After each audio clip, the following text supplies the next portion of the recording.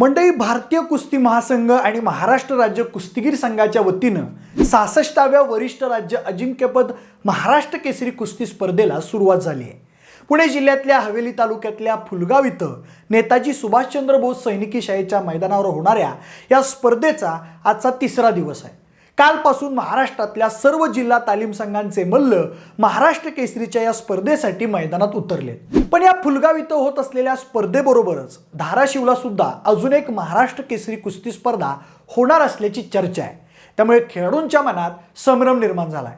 त्यामुळे महाराष्ट्र राज्य कुस्तीगीर परिषद आणि महाराष्ट्र राज्य कुस्तीगीर संघ यातली खरी संघटना कोणती यावरून महाराष्ट्राच्या कुस्ती क्षेत्रात चांगलाच वादंग निर्माण झालेला आहे।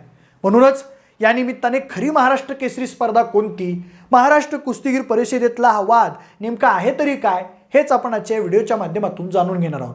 नमस्कार, मी प्रथमेश आणि तुम्हाला तर माहिती आहे आपला विषयच भारी। मंडळी, महाराष्ट्र केसरीचा हा वाद पाहण्या अगोदर आपल्याला महाराष्ट्र राज्य कुस्तीगीर परिषदेचा इतिहास आणि ही महाराष्ट्र केसरी स्पर्धा नेमकी कशी सुरू झाली हे पाहावं लागेल। तर बघा, स्वातंत्र्यपूर्व काळात कुस्तीला राजाश्रय देणारी संस्थानं खालसा झाल्यामुळं महाराष्ट्रातल्या कुस्तीला उतरती का लागली होती। पण तशा परिस्थितीमध्ये सुद्धा काही ठिकाणी या स्पर्धा पार पडायच्या, पण तिथं भांडणं आणि वादामुळे मोठा गोंधळ व्हायचा।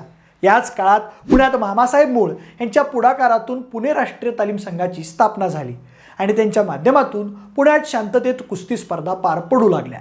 त्यामुळे अशीच एखादी संघटना राज्य पातळीवर सुद्धा व्हावी म्हणून मामासाहेब मूळ, भाऊसाहेब हिरे यांच्या माध्यमातून पुण्यात 2 ते 4 ऑक्टोबर 1953 रोजी अधिवेशन घेऊन महाराष्ट्र राज्य कुस्तीगीर परिषदेची स्थापना करण्यात आली। तेव्हा कुस्तीचा प्रचार प्रसार, त्यासोबतच या क्षेत्रातील अडीअडचणी सोडवणं हाच महाराष्ट्र राज्य कुस्तीगीर परिषदेचा उद्देश होता। महाराष्ट्र राज्य कुस्तीगीर परिषदेची स्थापना झाल्यानंतर सुरुवातीची काही वर्ष संघटनेच्या प्रचार प्रसारात गेली। 1953च्या पुण्यातील स्थापना अधिवेशनानंतर 1955ला मुंबईमध्ये, 1958ला सोलापुरात, तर 1959ला सांगलीत अधिवेशन झालं। याच काळात 1959 साली राष्ट्रीय पातळीवर अजिंक्य मल्ल ठरवण्यासाठी हिंद केसरी ही स्पर्धा सुरू झाली होती। पहिल्याच वर्षी महाराष्ट्रातील श्रीपती खंचनाळे हिंद केसरी झाले होते। त्यामुळे याच धर्तीवर महाराष्ट्रात देखील अशी स्पर्धा सुरू करावी असा निर्णय सांगलीच्या अधिवेशनात घेतला गेला। म्हणजे 1959च्या सांगली अधिवेशनातील ठरावानुसार 1960च्या नागपूर अधिवेशनात स्पर्धा घेण्यात आली। कोल्हापूरचे हुंचकट्टी आणि सांगलीचे मारुती काकती यांच्यात कुस्ती झाली, पण ठरलेल्या वेळेत कुस्ती न झाल्यानं पहिल्याच वर्षीच्या महाराष्ट्र केसरीचा निकाल अनिर्णित राहिला। त्याच्या पुढच्याच वर्षी म्हणजेच 1961च्या औरंगाबाद अधिवेशनात मात्र महाराष्ट्र केसरी कुस्ती स्पर्धेचा पहिला निकाल लागला। यावेळी झालेल्या स्पर्धेमध्ये सांगलीच्या दिनकर दह्यारी यांनी पहिला महाराष्ट्र केसरी होण्याचा मान पटकावला।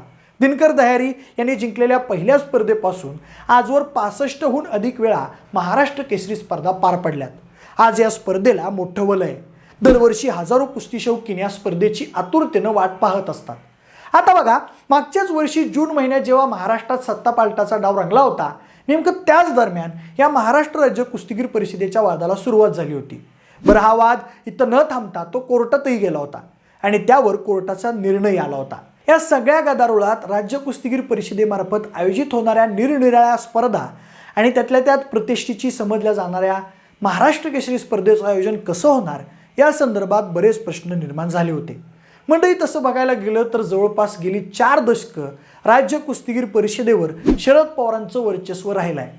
महाराष्ट्र राज्य कुस्तीगीर परिषदेचं अध्यक्षपद राष्ट्रवादीचे काँग्रेसचे प्रमुख शरद पवार यांच्याकडे होतं, तर सरचिटणीसपदी बाळासाहेब लांडगे होते।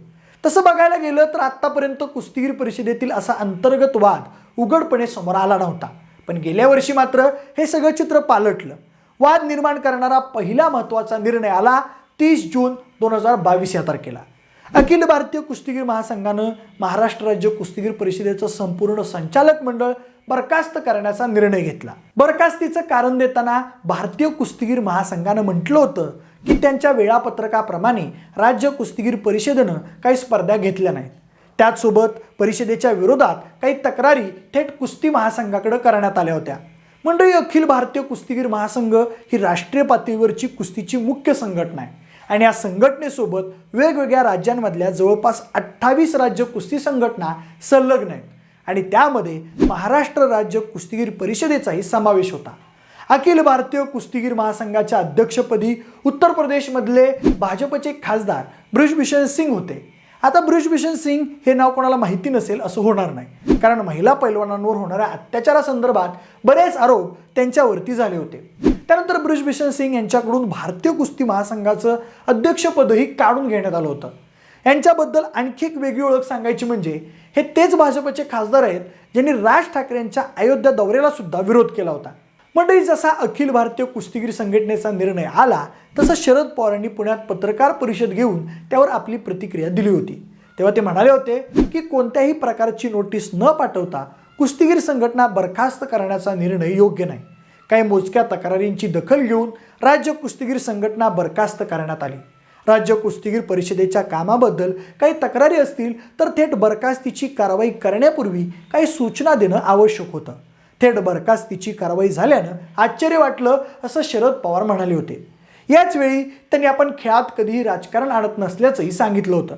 राज्य कुस्तीगीर परिषदेची कार्यकारिणी बरखास्त झाल्यानंतर 31 जुलै 2022 रोजी कुस्तीगीर परिषदेच्या अध्यक्ष आणि उपाध्यक्ष पदासाठी परत निवडणूक घेण्यात आली. या अध्यक्षपदासाठी 3 अर्ज आले होते. त्यामध्ये भाजपचे खासदार रामदास तडस यांचाही समावेश होता.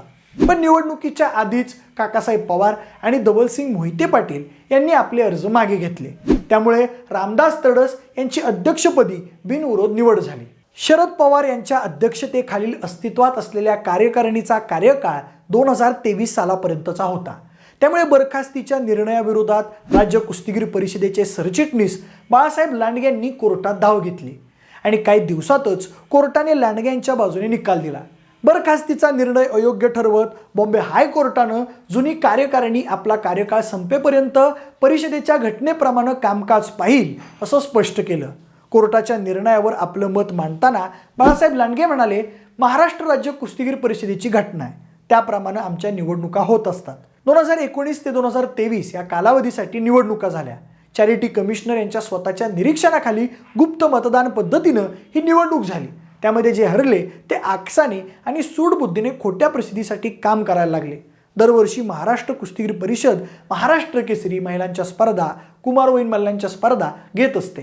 पण मध्ये कोविडचा काळ आला, त्यामुळे ते थांबवावं लागलं. सगळ्या अनुदानाचा व्यवहार क्लिअर आहे, पण या मंडळींनी रेसलिंग फेडरेशन ऑफ इंडियाकडे खोट्या तक्रारी केल्या.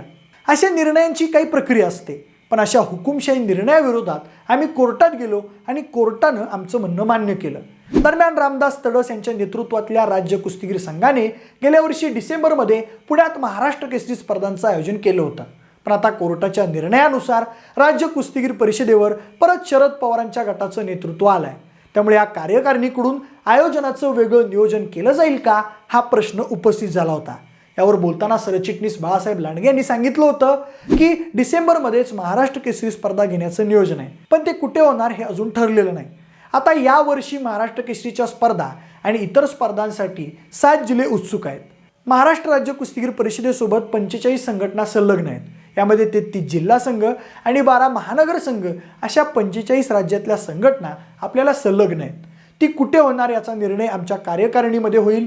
डिसेंबरमध्ये घेण्याचा प्रयत्न आहे, ते आम्ही तुम्हाला सगळं सांगू असं बाळासाहेब लांडगे यांनी सांगितलं होतं. आणि त्यानुसार आता शरद पवारांच्या अध्यक्षतेखालच्या या संघटनेची स्पर्धा ही येत्या 16 तारखेला धाराशिव इथं पार पडणार आहे. पण आता अशा 2-2 महाराष्ट्र केसरी स्पर्धांमुळे पैलवानांनी नेमकी कोणती स्पर्धा खेळायची हा प्रश्न निर्माण झालाय. हा असा वाद निर्माण झाल्यामुळे महाराष्ट्र केसरी या किताबाला सुद्धा गालबोट लागलाय. कुस्ती क्षेत्रातल्या या अंतर्गत राजकारणात हा खेळ खेळणाऱ्या खेळाडूंची काय चूक हाच प्रश्न आता निर्माण झालाय. बाकी तुम्हाला या सगळ्या वादाबद्दल नेमकं काय वाटतंय ते आम्हाला कमेंट करून नक्की सांगा. जर हा व्हिडिओ आवडला असेल तर लाईक आणि शेअर करा. सोबतच आपल्या विशेष बारी या यूट्यूब चॅनलला देखील सबस्क्राईब करा. आणि जर हा व्हिडिओ तुम्ही फेसबुकवर पाहत असाल तर तिथंही आम्हाला फॉलो करायला अजिबात विसरू नका. धन्यवाद.